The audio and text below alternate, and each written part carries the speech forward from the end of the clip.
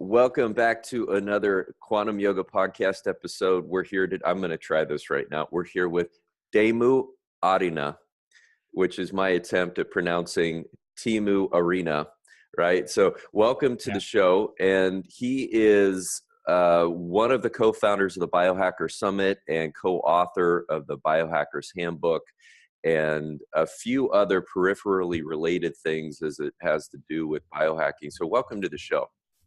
Thank you very much. I'm delighted to be on the show. Yeah, I wrote this little book. It's kind of 500 pages or 1,500 references and hundreds of illustrations over 5 years of work from our team, the medical doctor Olli Soviari, who is a holistic,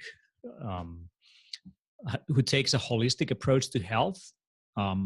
He's a trained physician, does a lot of research on nutrient status of the body and gut issues and how to fix those in a natural way, but does a bunch of lab tests and any and all means possible fixing health issues. And I met him in 2012, 13, around that time. And I was going through my own health concerns. I had an ulcer out of working too much, not sleeping enough. And I actually met him when I was already healed. And that process of healing took me down the path of biohacking. So I got my share of medication. The medication didn't take the pain away. The actual cause of the pain away. It took the pain, yes. It dampened that, but it didn't really bring back my energy levels. And it was biohacking that led me down to a road of fixing my chronic pain issues that had lasted for 9 months, and also discovering ways to improve human performance, health, and well-being. So I met with Olli, and we decided to write a book about this. We invited our friend Jaakko Halmetoja, who is a nutrition specialist, a huge expert on herbal medicine, as well as kind of its implication based on the light of new research that is coming out. And we decided to write a book about this, and it's now a 5 years journey. We have the book out. It's a best-selling knowledge book in Finland. We also decided to start organizing events. We organized the Biohacker Summit, the first one in 2014. It's now the largest European optimal human performance conference, attracting over 1,000 people annually. The next one is going to be in Sweden, Stockholm, on 18th of May. You can find more about that at biohackersummit.com. And we have also plans to come to the North American side, although we probably go to Canada first. That's going to be Toronto in November this year. And our flagship event, if you want to really get like the whole thing, that's going to be spring 2019 in Helsinki. That's pretty amazing, I can tell you. That's coming up that we're planning right now. But so we're super interested here at the Biohacker Center into optimal human performance, health, and well-being, and how to reprogram the biological machinery for its fullest potential, and kind of keeping our eye on what's going on, including all the nutritional interventions, all the lifestyle hacks, all the fitness and well-being hacks that you can get yourself into, as well as technology and ways of measuring, doing lab tests, making sure that all the stuff that you're doing is not just placebo, but has real effects. And placebo is a real effect, obviously, but we are interested in the efficacy of everything that is promoted in the health science, and kind of what's the 20% of stuff out there that has the 80% of likelihood of actually doing something. So that's what we are up to at the Biohacker Center. Oh, that's great. And our conversation is going to revolve around one of those chapters, or at least primarily revolve around one of those chapters. And by the way, I want to get a hard copy of that book. Does that include, so what's included in the book? Can you just break that down? Yeah. So the book itself is divided into 5 chapters: sleep, exercise, nutrition, mind, and work, and how those can be seen through system thinking, through human physiology, what is important to understand if you want to optimize one of those systems. So if you look at sleep, you might be looking at sleep stages and what's going on in the body when you fall asleep. If you want to optimize nutrition, you may want to look at the digestive system and different organ systems and how those basically circle back into optimizing your nutritional status. Then when you're looking at exercise, we might look at how your body produces energy through the Krebs cycle.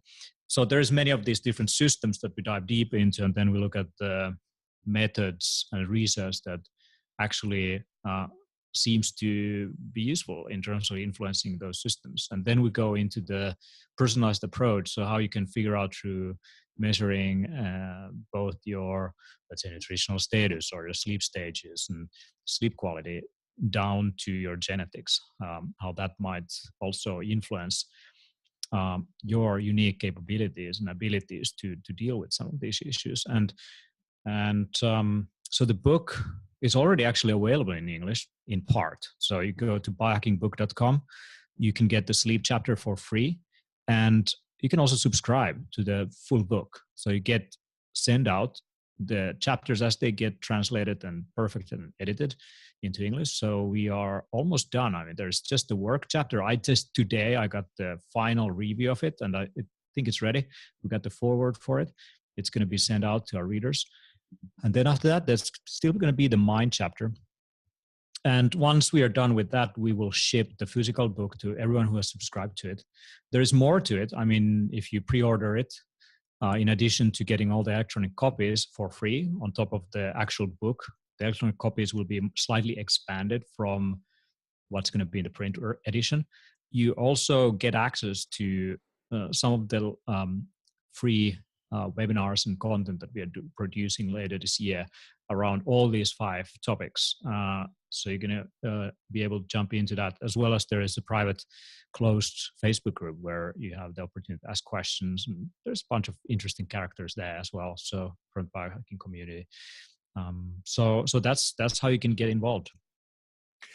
Okay, so just to be clear, the current hard copy is only in Finnish. If you want the English version, you got to wait a little bit for the hard copy, but the chapters are available in English online. Yeah, you get to read some of that already in English. And we have actually a sequel coming to the book this year in Finnish. Sorry, guys. So that's going to be out, the Biohacker Stress Manual, and that dives deep into the nervous system, how you can optimize your autonomous nervous system and your stress response. I think, not just think, but I know from science that stress management is is completely learnable behavior. You can influence your stress levels through different techniques and methods. And that's what we dive deep into in that book. But that will be available in English probably next year. Well, if you have a quick and dirty how to biohack language for Finnish, then maybe I could learn the language before the English comes out, so I can get a head start there. So I'm just putting that request in for you. Absolutely. So let's talk about sleep. And probably a good point is to just talk about not just generally why sleep is important, but what is happening during sleep. What's happening during sleep in its various stages, and from a more detailed point of view. I mean, your biohackers were all people listening to this, or they want data, they want to understand mechanics of how things work. That's essentially how you start biohacking things. Yeah. So when you go to sleep, your body goes through a few different stages of sleep that has been categorized based on the EEG, the electric activity from the brain. And basically the way how you can categorize those stages. So you have the light sleep phase. That's when you're kind of almost falling asleep, but you're technically awake. So if someone tapped you or you walk in the room, you would be able to notice, and that person would wake up. Then when you go deeper into the sleep phases, you get into deep sleep. And deep sleep is the most restorative part of sleep. You usually get the so-called N3 phase of sleep for most of the hours, the early hours of night. So sleep goes through different cycles. And first you go to light sleep, then you go to deep sleep, then you come back to light sleep, and then you go into something called rapid eye movement sleep, or REM sleep. And REM sleep is when you see dreams. And it's the part of sleep that is helping you to consolidate memories that you have learned throughout the day. And then from REM sleep, you go back to light sleep, and then you go down back to deep sleep and back up. And as we progress through the night, you usually go through 4 to 5 cycles of these cycles where you cycle through the different, then you usually wake up. That's around 7 to 8 hours of sleep. And as you progress through the night, the amount of deep sleep that you're getting is decreasing and the amount of REM sleep you're getting is increasing. So you usually see most of your dreams just before you wake up. So that might feel like an eternity, but it's actually a short time, a few hours, 1 or 2 hours in the end of the sleep cycles. Breaking this down a little bit further.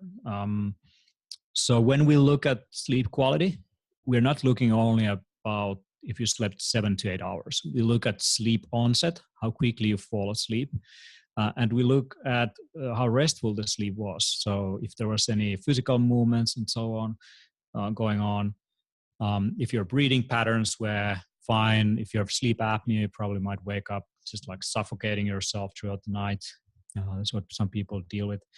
Now, deep sleep is the moment when your brain, very central processing parts shut down and it goes to full recovery. So that's the time when the lymphatic system that extends to the brain based on latest science, it's called lymphatic system because it's mediated by glial cells. So the lymphatic system is responsible for pumping out the metabolic waste or metabolic byproducts that have accumulated throughout the day. And the amount of deep sleep that you get directly correlates to your risk also to get Alzheimer's disease, because one of those toxic byproducts of metabolic activity throughout the day is amyloid beta, which is linked to Alzheimer's disease. And one way to compromise your deep sleep is to drink more than 2 glasses of alcohol in the evening. So you might feel like sleeping 7 to 8 hours, but actually you're not getting enough deep sleep. Now, when you look at REM sleep is usually you get that later in the night. If you're sleep deprived and you don't sleep enough, you get less REM sleep. That means that you don't consolidate memories as effectively from short-term memory to long-term memories. You're not learning enough. You're not memorizing things that you actually want to do. And the amount of REM sleep can be also compromised with drugs. So, for example, regular cannabis use seems to reduce the amount of REM sleep that you get. So some people who smoke a lot, they don't see that much dreams. And well, one thing happens is that it can really enhance your deep sleep phases. So it might help you to clear out some of the amyloid plaque from your brain. That's some of the recent research that came out. Then if you look at sleep medication doesn't really get you into a completely restful sleep. So you usually compromise both deep sleep and REM sleep. So you might knock yourself out, and you might be in the bed for 8 hours. That probably has some nervous system benefits because also the nervous system is recovering throughout the night, but you're not definitely sleeping soundly enough. And the problem with sleep medication is often that it actually increases risk for insomnia and other things if you cut the medication out. So if you get too used to it. Now, many people take melatonin. Melatonin is the sleep-inducing hormone that your body generates naturally.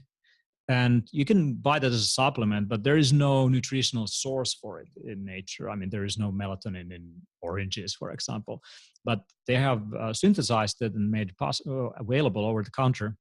And I also see issues with that because if you look at the serotonin pathway, how the body produces serotonin and then eventually melatonin out of amino acids that you get from food, if you skip layers in that pathway, you might train your body not to do that process fully because it doesn't need to, because it's getting that from a supplement. So if you continuously use melatonin, there might be a risk that you are basically training your body not to produce it on its own, so you're dependent on it. And another issue that I see with it is that, I mean, the body is full of rate limiting kind of aspects that help you to deal with homeostasis, the natural balance and equilibrium of the human body. And if you overdose on melatonin, which many people think that more is better, and often the over-counter ones, they are more than 1 milligram, maybe more than 2, sometimes 3, even more. It turns out that melatonin receptors are not just in the brain. You have those also in your pancreas. And the pancreas has these melatonin receptors to regulate your blood sugar levels throughout the night. So if you ever wondered why when you go to sleep, you don't wake up in the middle of the night hungry, but you can sleep 8 hours and wake up in the morning and have your breakfast, while throughout the day you might eat breakfast and you're pretty hungry around midday.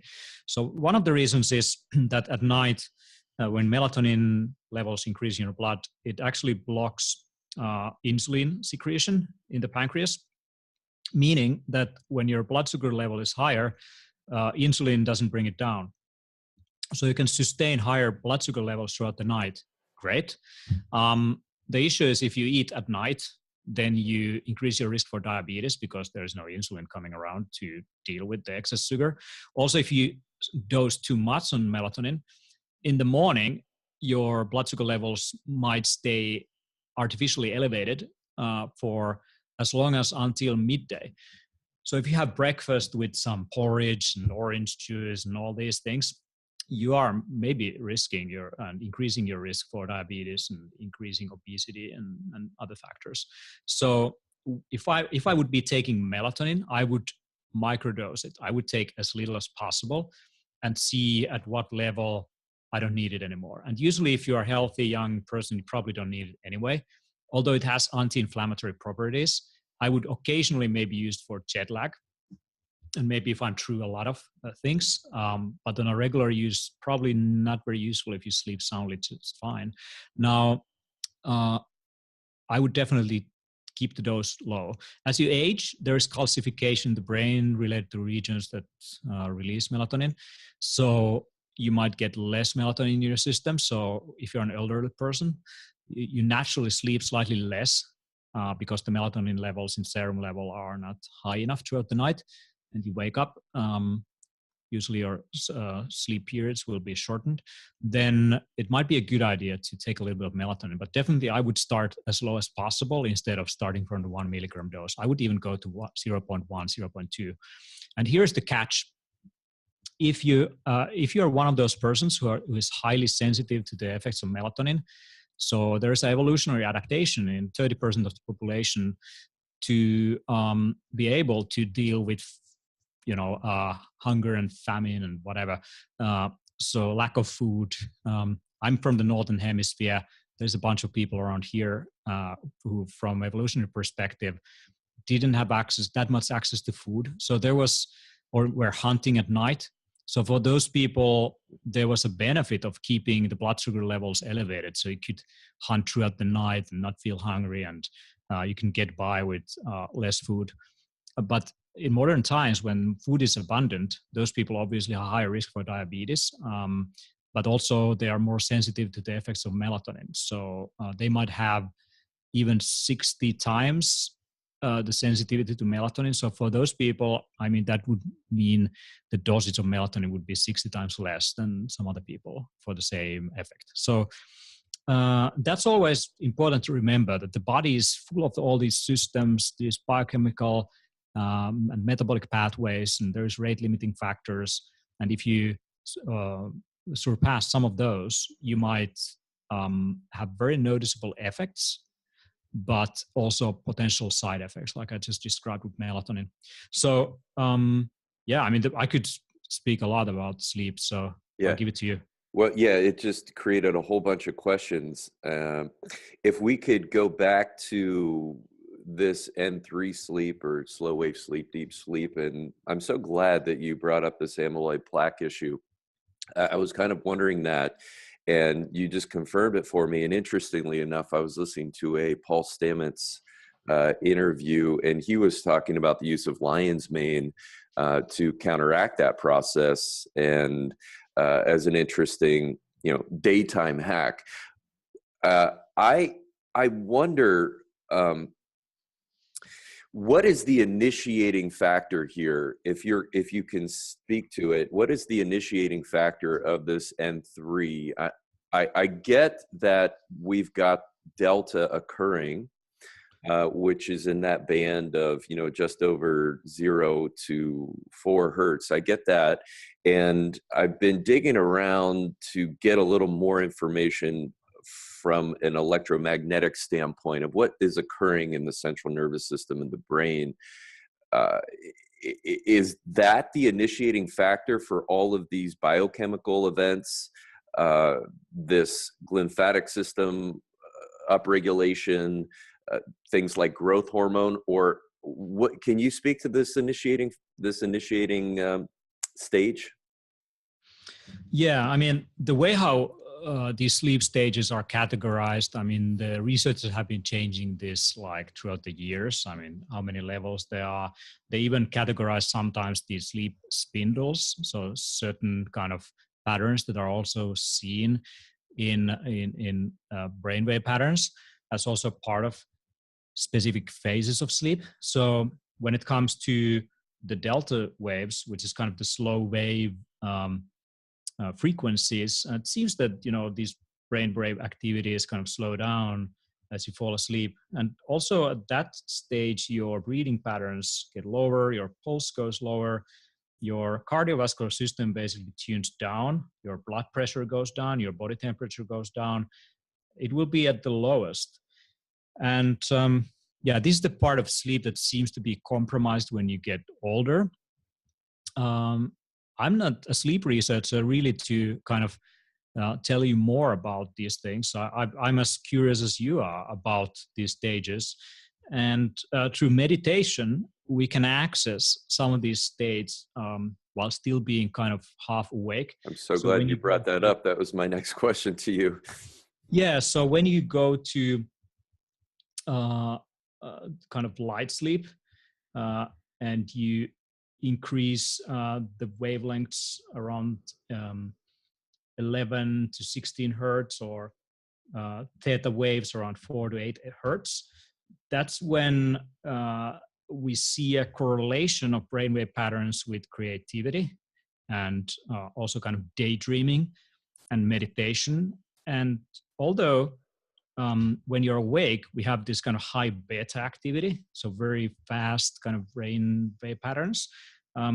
Spending most of your time in high beta is probably not good for a balanced nervous system and to be able to kind of reflect and judge as you go throughout your day. So they've been studying things like flow states and meditation, and they noticed that there is usually a kind of a tuning down of the brainwave patterns, and that seems to kind of increase dreamlike states and enhance creativity that are more related to REM sleep. And so I'm very fascinated about that aspect because if you look at the brain, yes, it's resting throughout the day, throughout the night, but there's ways to put it at rest during the day when you're still awake. And in my experience, if you do that, you can get by with less sleep, and it has almost like a recovery effect on its own. So if you feel drowsy, a few like 20 minutes of meditation, you will be back in the game. And that's super fascinating to me. I've seen these kung fu masters and yogis from the East who meditate a lot, and some of them develop a skill where they can just stay in meditation all the time, never really sleep, and they seem to do it just fine. So I'm really curious about these patterns of sleep, because in nature, animals seem to be more polyphasic, so they don't necessarily sleep 8 hours in straight, but they kind of sleep 1 or 2 cycles at a time, and then they get back to work, and then they sleep a little bit more. While as humans, we sleep like one long period. And when you get to light sleep, I mean, someone could really literally wake you up. Now the question is, can we get enough deep sleep if we nap throughout the day like this, like take 1.5 hour cycles? By the way, the one cycle lasts for 1.5 hours. So if you want to take like a nap, I would go for 20 minutes, which is just before you fall into deep sleep phase. That seems to be very good for increasing vigor and kind of energy levels, and also help you to consolidate memories if you've been going through stuff that you're learning. While one full cycle will give you more recovery in terms of potentially getting you more of the deep sleep. And also, I mean, if you limit your napping to like an hour, the issue is if you wake up after an hour, you might wake up in the deepest phase of sleep, and you will be totally kind of drowsy when you wake up, and it might take like half an hour to really shake yourself from it. So you could time your naps by understanding some of these brainwave patterns, because actually we go through similar like brainwave patterns throughout the day. So sometimes you feel as sleep pressure builds, you feel a little bit more drowsy, and then as you get out of that phase, you feel that your dopamine levels are increasing, and you wake up. Often for most people that happens during the afternoon and late in the evening. And if you stay awake long enough, there will be a boost of energy, and it might be hard to get to sleep if you don't hit that right window. So it seems like we are regulating throughout the day these phases of even daydreaming that help us to recover throughout the day. And sometimes taking advantage of that, like taking a quick nap in the afternoon, really letting your body to go deeper, might be actually what originally our biology was designed to do. Mm. So, on this thread of correlating meditation to sleep, and if you may be able to hack that in some way to enhance or make up for some of that sleep need, I've been observing an interesting effect with some meditators. I work with a lot of meditators, and I've got 19-channel EEG, so I do a lot of brain mapping with these folks. And one thing that I observe with beginning meditators is if we cap them up and we ask them to create a quiet mind state, just come to stillness if you can. Come to stillness. That when they start pinging enough alpha in certain areas of the brain, that they come into a more still-like state, the tendency at some point is to see this massive increase in delta, and then they kind of drift off, and you get you'll notice this snoring a little bit, and then if there's some kind of cueing going on, they'll come back to present, and then they'll kind of modulate between falling asleep and then being awake again. But if we were to do that same practice with a longer term meditator, I see the delta increase the same way, but they don't sleep. They just disappear. Yeah. There's still some level of consciousness, and but they're not showing these symptoms of falling asleep like snoring. And I find that so fascinating. And I wonder if all of these effects, and maybe that first cycle of sleep, if you were to do it for 90 minutes, could you recreate that same experience in a meditation? Could you recreate the same physiological experience, biochemical experience in a meditation? We have a tradition in yoga called Yoga Nidra. You're probably aware of it, which trains that. Yeah. So but it takes some training to get that deep into it. Any thoughts on that? Well, this discussion brings to my mind one of these videos where Ken Wilber is shutting down part of his brain activity. You can probably find it on YouTube. I don't know if you're aware of this video. I'll look that up.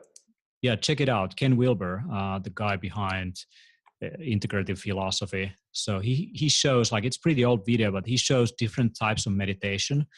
And he has this, I think, 18-channel EEG reader. And he shows specific methods through which you can shut down different parts of the brain and bring down the activity or increase certain activities. And he shows also some very rare forms of meditation that he has not personally seen but has developed. And certainly that's fascinating to look at, like how someone could control their brain in such a way. But I mean, I haven't looked at people's brain patterns at that level, so I can't really tell what's going on there. Just kicking these ideas around. Can we talk a little bit about cannabis and its effect on REM that you brought up before? Do you know, or do you suspect if this is the whole plant that is affecting, or an aspect like THC or CBD? If you were to remove one of those, would that change effect on REM sleep? Any ideas there? I haven't really looked at different compounds in the plant. And with cannabis, you have to also understand that it's not just THC and CBD. There is hundreds of different terpenes acting in the whole plant that might have a kind of synergistic effect with whatever is going in. So there might be differences between the forms that one might be using. So CBD is now being kind of promoted as one of these antioxidants and less kind of putting you into a kind of high state. Seems that THC seems to have the amyloid plaque cleaning capabilities, while CBD has the more general anti-inflammatory effect. So I would assume that THC has something to do with the compromise of REM sleep. But I mean, probably a few Google searches would confirm that. The topic of melatonin use, I don't recall. Did you mention the Montmorency cherry, this tart cherry juice, or I don't know where I came across that has naturally occurring melatonin in it? Really? Yeah, it's a Montmorency cherry has naturally. It's one of the highest naturally occurring melatonin content. And some people were, drinking this so you can get it as a juice or just eating the cherries. And I wonder if that would have the same down regulatory effect as taking it supplementally, or if that would change anything because it's in a more evolutionary biological package. Yeah, I actually just checked. I mean, this is new information to me. Thanks for bringing it up. So indeed, I'm checking a journal article on PubMed, effect on tart cherry juice, Prunus cerasus on melatonin levels, and total melatonin content was significantly elevated in the cherry juice group, while no differences were shown between baseline and placebo groups. So you could probably increase your melatonin levels with these kind of delivery methods as well, because melatonin is bioavailable and it can cross the blood-brain barrier. So I would imagine this brings more benefits also to putting melatonin in a more raw form, because you also get some other antioxidants with this kind of drink. But definitely doesn't eliminate the fact that you are now jumping through some of the hoops when it comes to the different metabolic pathways. I mean, it's kind of the same as you took mucuna pruriens for L-DOPA, so that you skip some of the parts of the dopamine production phases. It might be useful on a temporary basis. If you use that on a regular basis, you can really seriously cause some, maybe even withdrawal symptoms. So interesting. That's a great point. Well, I've run some Dutch tests on clients in regard to sleep optimization, and what I typically see is there is people who are low in melatonin are almost always low in serotonin. If you're just looking at metabolites, right? And so it would suggest that this tart cherry could be a patch until you somehow figure out how to naturally upregulate your serotonin. Is it your understanding that this melatonin conversion, this pathway, is primarily in the pineal gland, or is that a gut biochemical pathway, or is it a whole system? Oh yeah, absolutely. The gut is involved because around 90% of melatonin, not melatonin, but serotonin is produced in the gut. And if you damage your gut, you're probably damaging the systemic production of the different phases of the pathway that is related to the production of melatonin. So that also involves serotonin in regulating mood as well.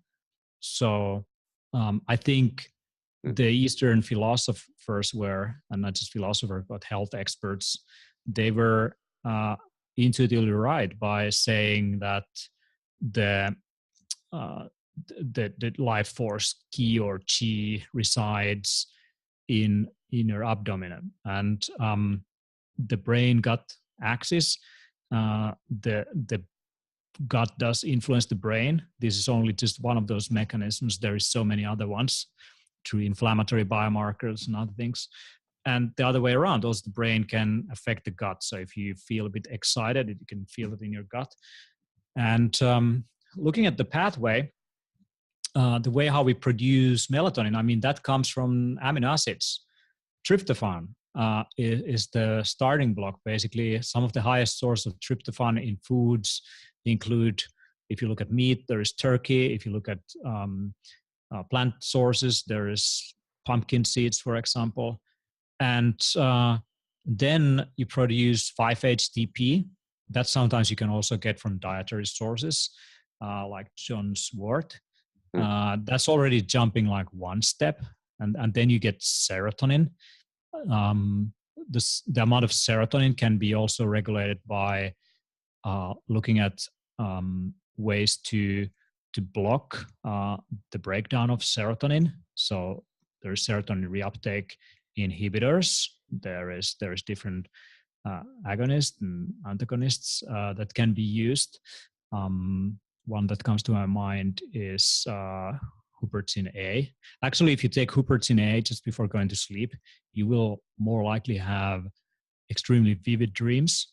It's a compound that comes from a plant called Huperzia serrata. I wouldn't recommend using that on a regular basis because it's really hacking the system, jumping several steps. And it might be fun to try some lucid dreaming.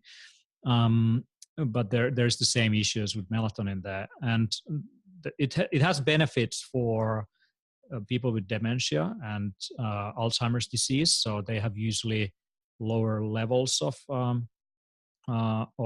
these neurotransmitters circling around. So they might really benefit from a boost from a compound like that.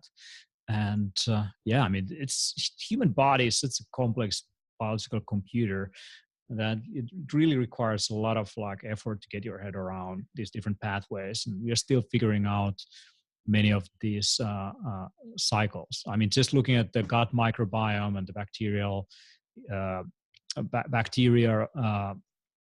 bacteria's role in, for example, serotonin, that's interesting. Also, if you look at the serotonin hypothesis, that is part of the hypothesis behind mental medication like SSRIs, that might not be the whole story. So there might be so many different contributing factors to depression that not just like increasing serotonin levels artificially might not be the only kind of cure or intervention that might deal with that issue. So then when you look at the serotonin pathway, there is also a bunch of byproducts like vitamin C and different B vitamins. Often people are deficient of like B12 or B6, B5. Those play a key role in many of these neurotransmitter pathways. And then finally, if you look at hormones, if you look at neurotransmitters, dietary sources of phospholipids are super important, especially for acetylcholine function and the function of cell membranes. So there's so many different contributing factors that just taking in like a reductionist approach, I don't think is going to give us a full answer. Let's talk about the set and setting for sleep. You got some great diagrams and illustrations and explanations for setting up the bedroom, pre-sleep ritual preparation. Can you get into that, please? Yeah. So, I mean, if you get our sleep chapter for the Biohacker's Handbook, you would probably be spending most of your day preparing for sleep. So you have to figure out what's then kind of really working for you. And the one thing that I like to look at is the circadian rhythm in general, and how your body goes through different stages as it goes to sleep and throughout the day. And so if we start with morning, the reason why we wake up is the cortisol level kind of starts increasing through the early hours of the night, and that's part of the reason why you wake up. If you are you have a chronic fatigue syndrome, probably your cortisol is not going to raise at all, and then you don't feel like waking up at all. Now that's a healthy part. Actually, cortisol, the stress hormone, is a good thing. It wakes you up. Now, talking about what happens then, many people usually have like a cup of coffee, but coffee also influences stress hormones and your adrenal glands produce more of that. And I would probably skip early morning coffee because the timing is not perfect. I mean, some people by habit drink it. If you really want to wake up, I mean, just do some physical exercise, wait a little bit, and that probably clears it out. And I would take the cup of coffee around the first morning hours, like 10 or 11 o'clock, when your cortisol starts to drop. And that's when you get the benefit of boosting that. I like to mix with my coffee some theanine to balance it out a little bit. And sometimes I actually put L-Dopa, which is the Mucuna pruriens plant, because you also deplete yourself from a little bit of dopamine. And then you get like a crash a little bit later with the coffee, especially. It's not such a balanced beverage that a little bit of L-Dopa thrown in right there or a little bit later might be good to balance it out a little bit. Now, when we get into evening, we have to understand that light plays a huge role of regulating our circadian rhythms, and the wavelengths that are related to sunset, the longer wavelengths, so-called red light, they trigger in biological systems anti-inflammatory properties. So it basically tells our biology that it's night, it's evening, it's time to start recovering and producing these anti-inflammatory properties. And if you then stuff your face with food, that interferes with that process, because eating and exercising and all these things actually increase inflammation, and your body gets confused. And there's a bunch of research that shows that time-restricted eating is an extremely good idea. So basically, you restrict food intake to the light hours, and when the sun sets, you don't eat after that. And they did a study on rats where they had exactly the same amount of food to eat, and the rats that had the ability to eat whenever they liked, so basically throughout the night as well, and those rats who had to eat all of that food, same amount of calories during specific hours when the sun was up, it showed that these rats who only ate during light hours, although they ate as much, they reversed signs of diabetes and cardiovascular disease and so on. So it seems like the light cycle is super important for the recovery processes, and you don't want to mess up with those as you go forward. Now, when the evening starts, sun goes down, melatonin production starts. But the problem with melatonin production in the evening around 9 o'clock is that if you then interfere your biological processes with blue light, which is the wavelengths of light that are related to daylight, that will inhibit melatonin production. And the easiest way to do that is to use a mobile phone or a computer screen or watch television or have very bright LED lights. Actually, when it comes to regulating some of these processes, I think some of those biohackers are getting a bit extreme about, blocking LED lights and all that from TV screens and so on to make sure the bedrooms are fully dark, because actually you need quite a lot of lumens. So intensity of light also plays a significant role. So daylight is about 10,000 lumens. That's definitely going to increase dopamine levels and alertness. And usually indoor lighting gets close to 600 to 800 lumens, so at max. And then if you look at daylight, I mean, you need quite a lot of intensity to really induce those processes. But definitely, like when the sun starts to rise in the morning, that's going to wake you up slowly and help in that process.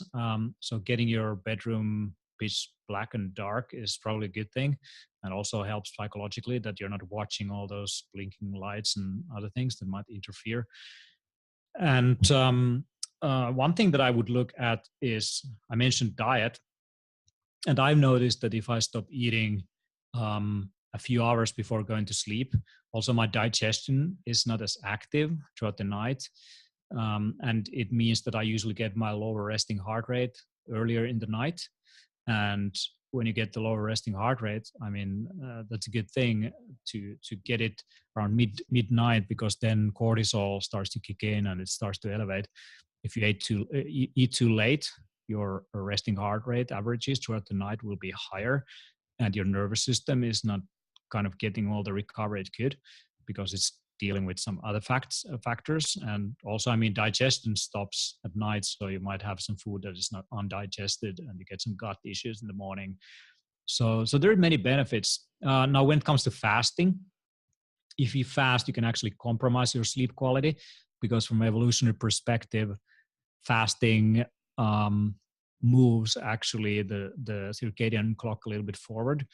And because it increase your alertness and increase your ability to find more food. And once you eat, you get a bit drowsy and you're ready to pass out. Now, if you fast, it tends to increase alertness. It's great throughout the day. With intermittent fasting, you can really kind of enhance your cognitive performance. Also, you can enhance irritation if you like. Now, when you go to sleep, in a fasted state, often sleep quality is not as good. But afterwards, I mean, the anti-inflammatory effects, the effects on the immune system, all of that is, there is a hormetic stress response, so that it's extremely beneficial.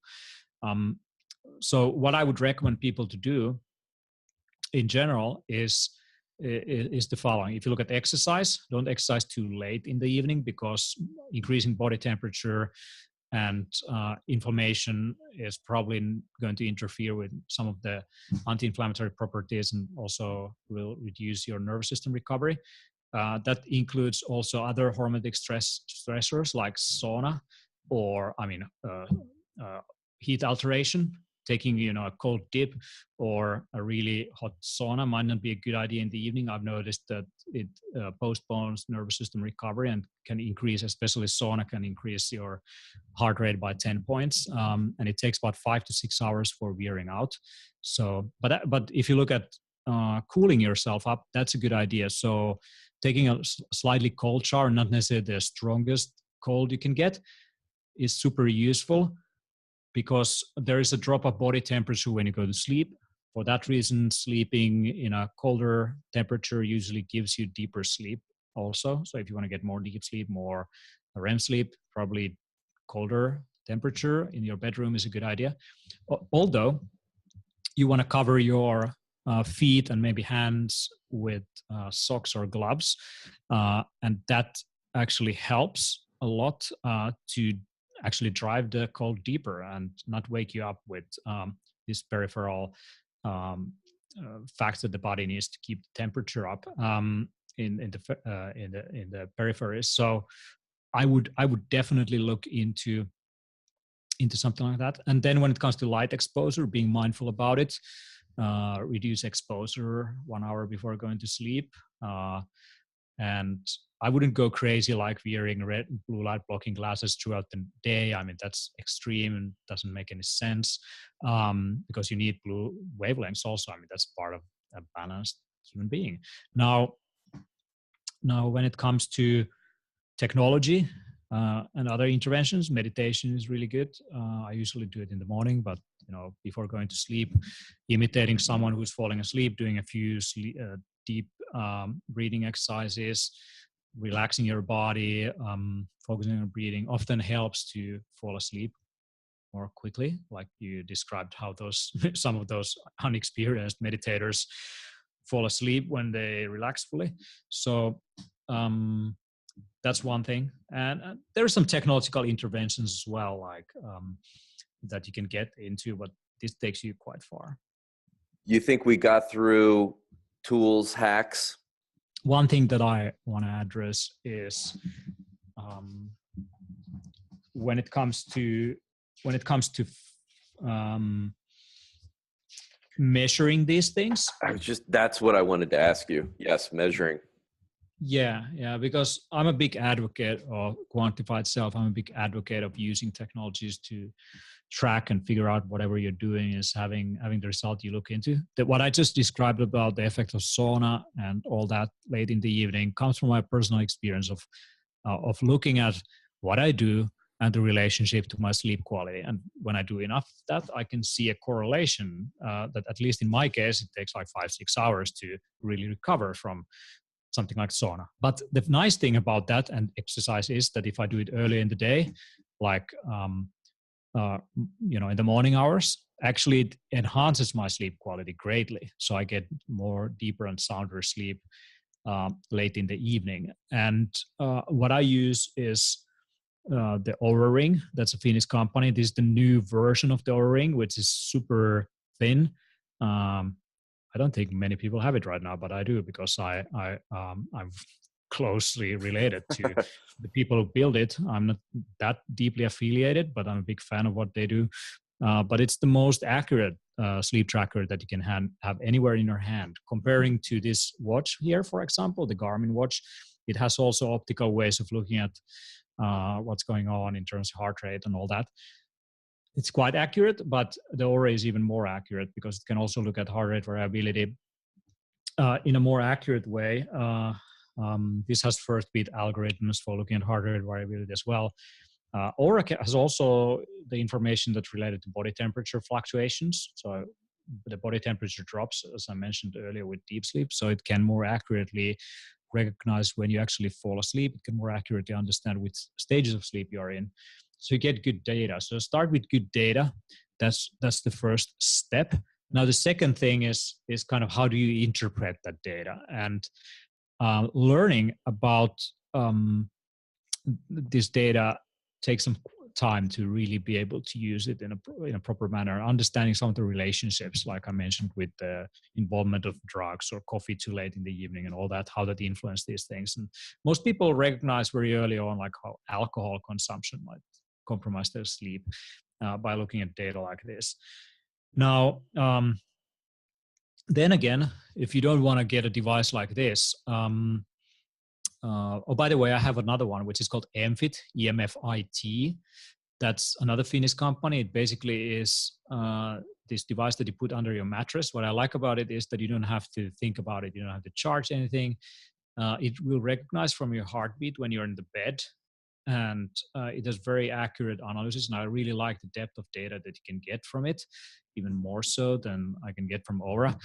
And I use that also alongside with this to figure out. And there's two versions of that. There's one that hooks up through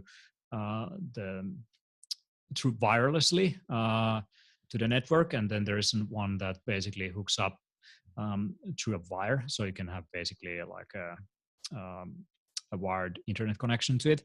And so if you don't want to use like Bluetooth enabled devices, that might be one to look at it. But the Oura is pretty nice because there is also a night mode, and you can reduce your exposure to some of those electromagnetic frequencies. I'm not fully convinced yet about the health consequences. I think many people are a bit hypocritical when it comes to EMF exposure because their lifestyle is not necessarily fully optimized otherwise. So basically someone who is crazy about EMF exposure at the same time, has some fried foods and works a lot and all that. I mean, I would optimize that first and then look at, these subtle things like EMF exposure.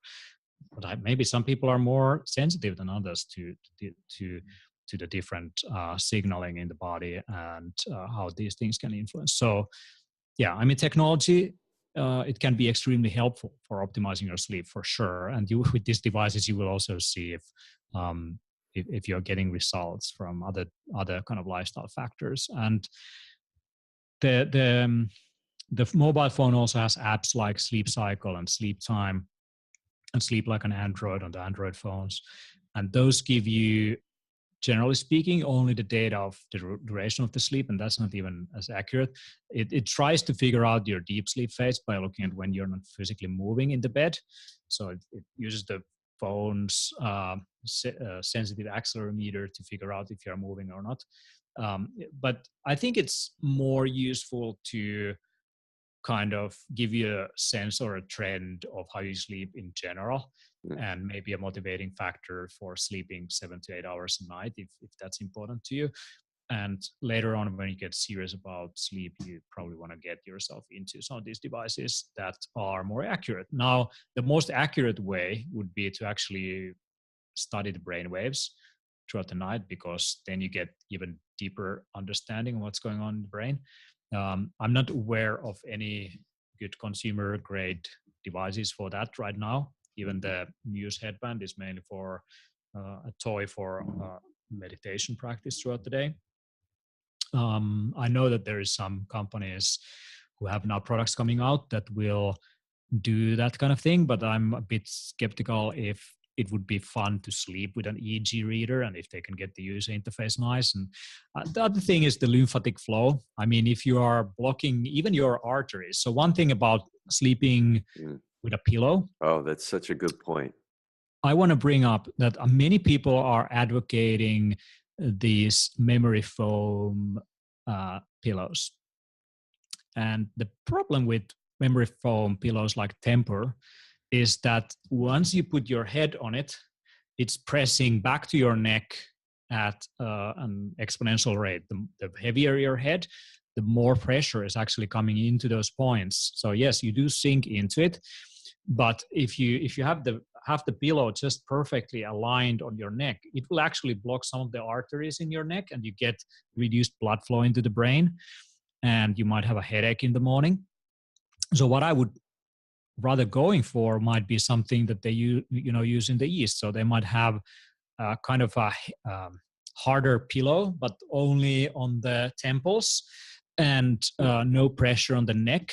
So you let your neck be free from any pressure. That might be an ideal one. But if you're moving a lot throughout the night, you're going to find yourself in a pretty bad positions, and then you have neck pain again. But one thing that I do when I get to hotel rooms is often I just throw a towel. I just make it into a roll, and I put that roll inside one of those pillows, and that way I can kind of put a little bit more leverage to bring that into my temple, and I don't get too much pressure on the neck. I find that quite useful tip as well. Well, let's make sure everybody's got your websites and ways they can get the sleep chapter if if they in the rare few of Finns that may be listening to this, how they can buy the hard copy. What are some of the directions people go? Yeah, so if you're interested to learn more, the Biohacker's Handbook is full of tips on these factors. So you can get the sleep chapter by downloading for free at biohackingbook.com. So biohackingbook.com, you get access to the free sleep chapter. And if you're interested to support our work, you can subscribe to the upcoming Biohacker's Handbook. You get all of those chapters for free as they come out, and you get the full physical book. And the cost of that would be the cost of buying the book, and in that process you support us, and there is some extras that we're going to throw into anyone who supports what we do. And the mind chapter is also coming out, and that dives deeper into the mind and meditation and hacking your brain, and nutraceuticals you can use for that aspect as well. That's coming out later this spring. So check it out. I mean, you might find that useful if you've been going through the internet, digging out, what information to trust. There's so many blogs and so many articles, um, and I have to say that many of those are based on animal studies and pretty shaky science or no science. So we did a lot of work to make sure that most of our references or meta-analysis made with humans, and so we try to concentrate what's really important to know about. There's little, if no, speculation in our book about these things. So every single sentence is backed up with a reference, and it's pretty vigorous work. Books like this don't come up often, so check it out if you feel that you want to save a little bit of time digging out all this information. Thank you so much, Teemu. Good luck. Thank you so much, and have a extremely healthy and sound sleep as well as you go to sleep tonight.